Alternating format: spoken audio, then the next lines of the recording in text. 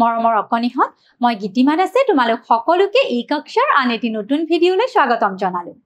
আজি মই তোমালোকৰ বাবে লৈ আহিছো তোমালোকৰ তৃতীয় শ্ৰেণীৰ আমাৰ গণিত পাঠ্যপুথিখনৰ 13 নং পাঠটি। 13 নং পাঠত আমি কি শিকিবলৈ পাম আমি চাম। ইয়াতে চোৱা, ইয়াত প্ৰথমে কি আছে, বজাৰলৈ যাওঁ বলা। তোমালোকে নিশ্চয় সকলোৱে বজাৰ কৰিছা বা বজাৰলৈ গৈ পাইছা নহয়নে? তে ইয়াতনো কি আছে আমি আহাচোন চাওঁ। দেওবাৰৰ দিনা উপমাই মাকৰ সৈতে মাহিলী বজাৰ কৰিবলৈ ওচৰৰে এখন গেলামালৰ দোকানলৈ গ'ল। তাৰ পাছত চোৱা, ইয়াতে উপমাই কি কৰিছে, দেওবাৰৰ দিনা ঘৰৰ বাবে মাহিলী বজাৰ কৰিবৰ কাৰণে ওচৰৰ এখন গেলামালৰ দোকানত গৈছে আৰু তাত এনে ধৰণেৰে বস্তুবোৰ দেখা পাইছে। তেতিয়া উপমাই কৈছে, একেটা বস্তুৰে ইমান বেলেগ বেলেগ ধৰণৰ পেকেট কিয় সাজিছে বাৰু? উপমাই দেখিছে যে ইয়াত আটাৰ বেলেগ পেকেট আছে, ইয়াতে মচুৰ দাইলৰ পেকেটবোৰ বেলেগ বেলেগ পেকেট আছে, চাৰ্ফৰ পেকেট আছে বেলেগ, বুটৰ দাইল, চেনি, ঘিউ সকলোৰে কি আছে, বেলেগ বেলেগ পেকেট আছে। সেইবাবে উপমাই মাকক সুধিছে যে বস্তুখিনিতো একেখিনি বস্তুৱে, কিন্তু প্ৰতিটোৰে বেলেগ বেলেগ পেকেট কিয় সাজিছে? তেতিয়া মাকে কৈছে, প্ৰত্যেক মানুহৰ প্ৰয়োজন বেলেগ বেলেগ, সেয়ে পেকেটবোৰ বেলেগ বেলেগ। তুমি পেকেট কেইটা দাঙি চোৱাচোন। তেতিয়া মাকে কৈছে যে সকলো মানুহৰে প্ৰয়োজনবোৰ বেলেগ বেলেগ থাকে, কাৰোবাক হয়তো বেছিকৈ লাগে, কাৰোবাক কমকৈ লাগে। গতিকে উপমাক মাকে কৈছে যে তুমি পেকেটবোৰ এবাৰ দাঙি চোৱাচোন।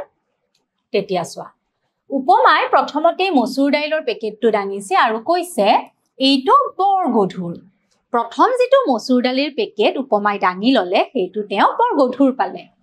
তাৰ পাছত কৈছে এইটো আগৰ পেকেটটোতকৈ বেছি গধুৰ, আৰু দ্বিতীয়তে যিটো মচুৰ দালিৰ পেকেট দাঙিলে সেইটো আগৰটোতকৈও গধুৰ পালে। তাৰ পাছত এই পেকেটটো আৰু বেছি গধুৰ, মই দাঙিবই পৰা নাই। আৰু তৃতীয়বাৰত যিটো মচুৰ দালিৰ পেকেট দাঙিছে সেইটো তেওঁ আটাইতকৈ বেছি গধুৰ পাইছে, তেওঁ দাঙিবলৈ পৰা নাই। তেতিয়া মাকে কি কৈছে চোৱা, ইয়াৰ প্ৰতিটো পেকেটৰ ওজন বেলেগ বেলেগ, ওজন বেছি থকা বাবে সেই পেকেটটো তুমি দাঙিব পৰা নাই। তেতিয়া মাকে কৈছে যে মচুৰ দালিৰ যি পেকেট কেইটা তুমি দাঙিলা প্ৰতিটোৰে ওজন বেলেগ বেলেগ, আৰু শেষত যিটো পেকেট উপমাই হাতত লৈছে সেইটোত ওজন বেছি থকাৰ বাবে উপমাই সেই পেকেটটো দাঙিবলৈ পৰা নাই। তাৰ পাছত চোৱা, তেতিয়া উপমাই সুধিছে বস্তুবোৰৰ ওজন কেনেকৈনো জোখে? তেতিয়া উপমাই সুধিছে যে এই যে বস্তুবোৰ মই দাঙিলো, কোনোবাটোৰ ওজন কম, কোনোবাটোৰ বহুত বেছি, এই ওজনবোৰ কেনেদৰে জোখে? তেতিয়া মাকে কৈছে ডগা আৰু তুলাচনীৰ সহায়ত বস্তুৰ ওজন জোখে। এতিয়া তলৰ ডগাবোৰলৈ মন কৰাচোন। তেতিয়া মাকে কৈছে যে ডগা আৰু তুলাচনীৰ সহায়ত বস্তু এটাৰ, যিকোনো বস্তুৰ ওজন জোখে। আৰু ইয়াত থকা এই ডগাবোৰলৈ উপমাক এবাৰ মন কৰিবলৈ দিছে। প্ৰথম চোৱা, এইটো কিমান কিলোগ্ৰামৰ ডগা? 1 কিলোগ্ৰাম। এইটো 500 গ্ৰাম, 200 গ্ৰাম আৰু এইটো হ'ল 50 গ্ৰাম। তাৰ পাছত চোৱা কি কৈছে, ইয়াতে এইবাৰ উপমাক মাকে কৈছে এইটো 1 কিলোগ্ৰামৰ ডগা আৰু তুলাচনীৰে বস্তু জুখিলে সকলো ঠাইতে তাৰ ওজন একেই থাকে। এতিয়া ইয়াতে চোৱা, ইয়াত তোমালোকে মন কৰিছানে, এইটো হ'ল 1 কিলোগ্ৰামৰ ডগা, আৰু যেতিয়া এই 1 কিলোগ্ৰামৰ ডগাটো তুলাচনীখনত দিব আৰু যেতিয়া এইখিনি সমান হৈ থাকিব, তেতিয়া এইফালে যিটো বস্তু দিব তাৰ ওজনো কিমান হ'ব? 1 কিলোগ্ৰাম হ'ব। তাৰ মানে তুলাচনীখনত 1 কিলোগ্ৰামৰ ডগা এটা দিয়াৰ লগে লগে এইফালে দিয়া বস্তুটোৰ ওজন তুলাচনীখনত দিয়া ডগাটোৰ সমান হ'ব। তেতিয়া আকৌ কি কৈছে, ইয়াৰ প্ৰতিটো পেকেটৰ ওজন 1 কিলোগ্ৰাম। ইয়াতে তোমালোকে দেখিছা নহয়, 1 কিলোগ্ৰামৰ এটা কি দিছে, আটাৰ পেকেট দিছে। তাৰ পিছত চোৱা, ইয়াতে কি আছে, ইয়াতে কি কৈছে 1 কিলোগ্ৰাম সমান 1000 গ্ৰাম। তাৰ মানে 1 কিলোগ্ৰামত কিমান থাকে? 1000 গ্ৰাম থাকে।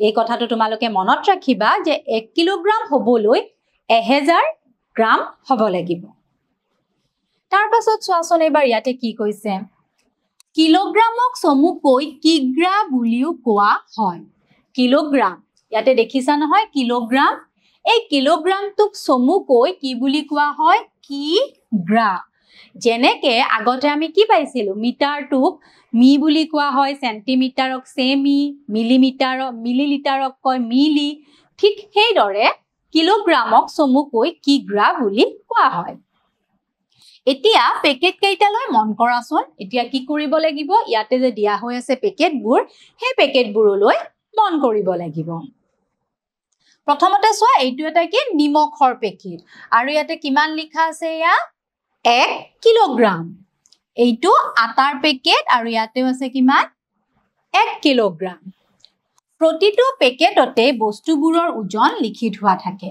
যেতিয়া কোনো এটা পেকেটত থকা বস্তু আমি কিনিম প্ৰতিটো পেকেটত কি হয় তাৰ ওজন কিমান সেই পেকেটটোত লিখি থোৱা হৈ থাকে তাৰ পিছত চোৱা এবাৰ কি আছে ইয়াতে কি দিছে চোৱাচোন ইয়াতে আমাক কৈছে বিদ্যালয়ত মজুত থকা বিভিন্ন সামগ্ৰীৰ ছবি ওপৰত দিয়া হৈছে প্ৰত্যেকটো বস্তু দাঙি চাই 1 কিলোগ্ৰামতকৈ বেছি ওজনৰ চিত্ৰবোৰত গোল চিন আৰু 1 কিলোগ্ৰামতকৈ কম ওজনৰ চিত্ৰবোৰত এই বাকচটো বা চাৰিকোণীয়া চিন দিয়া প্ৰয়োজন হলে শিক্ষকৰ সহায় লবা এতিয়া আমাৰ স্কুলত বা বিদ্যালয়ত যিসমূহ বস্তু থাকে তাৰে বস্তুবোৰৰ যিবোৰত 1 কিলোগ্ৰামৰ বেছি হয় ওজন তাত আমি গোল চিন দিম আৰু 1 কিলোগ্ৰামতকৈ কমবোৰত আমি কি দিম এই চাৰিকোণীয়া চিনটো দিম প্ৰথম হল এখন কিতাপ কিতাপৰ ওজন বা তোমালোক যেহেতু এতিয়া সৰু হয় গতিকে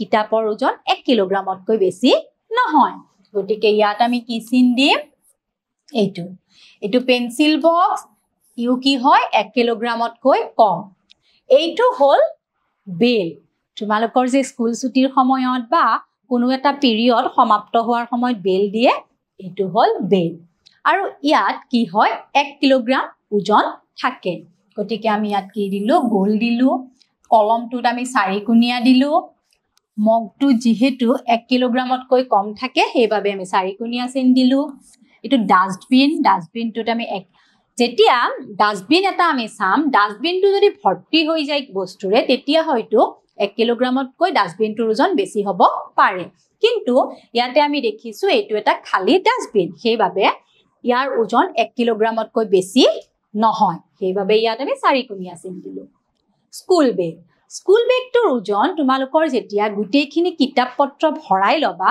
তাৰ ওজন কিন্তু 1 কিলোগ্ৰাম হয় সেইবাবে ইয়াত আমি দিলো গোল চিন ৰবৰ ডালত দিলো চাৰিকোণীয়া এই ফুটবলটোত দিলো চাৰিকোণীয়া চিনটো যেহেতু বল এটা 1 কিলোগ্ৰামতকৈ কম ওজনৰ হয় আৰু চকীত যেহেতু 1 কিলোগ্ৰামতকৈ বেছি থাকে গতিকে আমি ইয়াত দিলো এনেদৰে গোল চিন এখিনি বুজিব পাৰিলা নহয় তোমালোকে ইয়াৰ পাছত কি আছে আহা আমি চাও ইয়াতে এবাৰ কি কৈছে চোৱা তোমালোকৰ ঘৰত থকা বিভিন্ন সামগ্ৰীবোৰ চাই 1 কিলোগ্ৰামতকৈ কম 1 কিলোগ্ৰামতকৈ বেছি বস্তুবোৰৰ এখন তালিকা প্ৰস্তুত কৰা এতিয়া তোমালোকে কি কৰিব লাগিব তোমালোকৰ ঘৰত থকা বস্তুবোৰ চাবা আৰু যিবিলাকৰ ওজন 1 কিলোগ্ৰামতকৈ বেছি আৰু যিবোৰৰ ওজন 1 কিলোগ্ৰামতকৈ কম সেই বস্তুবোৰৰ এখন তালিকা প্ৰস্তুত কৰিবা 1 কিলোগ্ৰাম ওজনৰ কি বস্তুৰ পেকেট বজাৰত পোৱা যায় সেইবোৰৰ এখন তালিকা প্ৰস্তুত কৰা আৰু 1 কিলোগ্ৰাম ওজনৰ কি বস্তুৰ পেকেট আমি বজাৰত পাওঁ সেইবোৰৰ এখন তালিকা প্ৰস্তুত কৰিব লাগে এইখিনি সকলোৱে জানাই নিশ্চয় যে আটা চেনি ডালি চাউল সাৰ্ফ এনে ধৰণৰ বস্তুবোৰ আমি কি পাওঁ বজাৰত 1 কিলোগ্ৰামৰ ওজনৰ পেকেটত পাওঁ এতিয়া নিশ্চয় এইখিনিলৈ তোমালোক সকলোৱে ভালদৰে বুজিব পাৰিলা তেনেহলে আজিলৈ মই আহিছো মই পুনৰ আহিম তোমালোকৰ মাজলৈ এই পাঠটিৰ আন এটি নতুন অংশলৈ ধন্যবাদ